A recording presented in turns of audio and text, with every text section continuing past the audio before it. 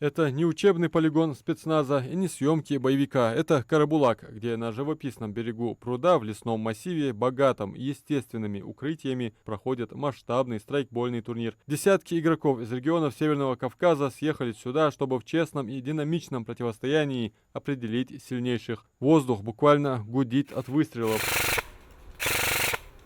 Наша съемочная группа вынуждена быть в защитной экипировке. На территорию полигона без защитных очков и жилетки вход строго запрещен. Это правило безопасности номер один, ведь пластиковый шар, выпущенный из страйкбольного маркера, летит на огромной скорости. Моя задача, не мешая ходу игры, показать вам накал этой борьбы.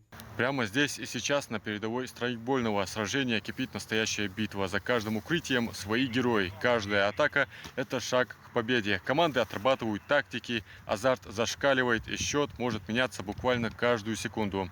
Я постараюсь не получить снаряд и поймать одного из этих смельчаков для комментария. Так сказать, репортаж прямо с поля боя.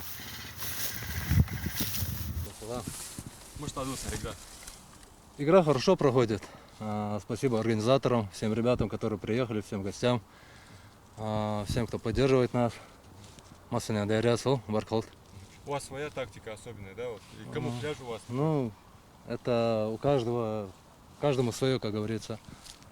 Снайпер по-своему играет, штурмовик по-своему.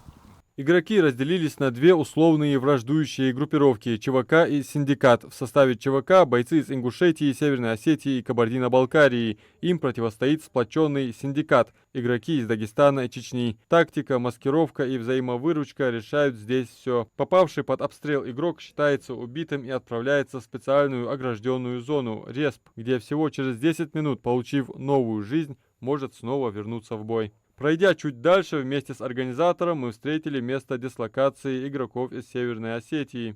Пока все хорошо, пока полигон новый, мы не знаем ни границ, мы не знаем точек прохода. Пока первые полчаса, 40 минут будут такой разведывательные бои, проходы, но полигон интересный. В целом интересный, точки расставлены очень интересно, хорошо.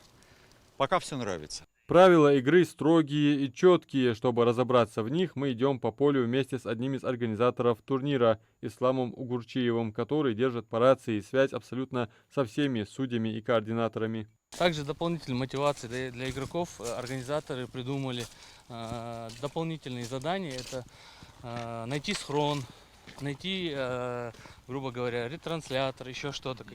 За эти задания, за выполнение этих заданий команды получают дополнительные очки, что их может приблизить к победе. Схрон, что из себя представляет? Ну, мы спрятали там батончик сникерса, еще что-то. Просто мы это прячем и командирам сторон отправляем координаты. У бойцов богатый арсенал вооружения. Это и АК-47, и М4, и АК-12, и другие, вплоть до шумовых и дымовых гранат. В турнире все строго регламентировано сценарием. Суть данного сценария в чем? Есть 5 контрольных точек.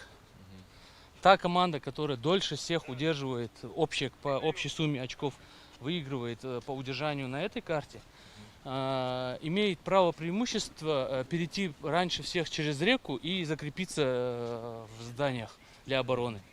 Та сторона, которая проиграет, она, соответственно, штурмует. То есть у игроков есть мотивация отыграть полностью этот сценарий и выиграть, чтобы там уже, грубо говоря, немножко передохнуть. Что такое страйкбол? Это официально признанный вид спорта, который развивает не только физическую форму, но и стратегическое мышление, лидерские качества и командный дух. В России он был официально признан видом спорта в 2018 году, и с тех пор его популярность только растет. Ну а сегодняшнее сражение приурочено к празднованию 30-летию города Карабулак и организовано Федерацией страйкбола Ингушетии совместно с Миннацем региона и администрацией города при поддержке сада «Гигант Ингушетии». Для нас это не просто спортивное мероприятие, а возможность объединить молодежь и показать, что страйкбол – это командная и честная и зрелищная игра.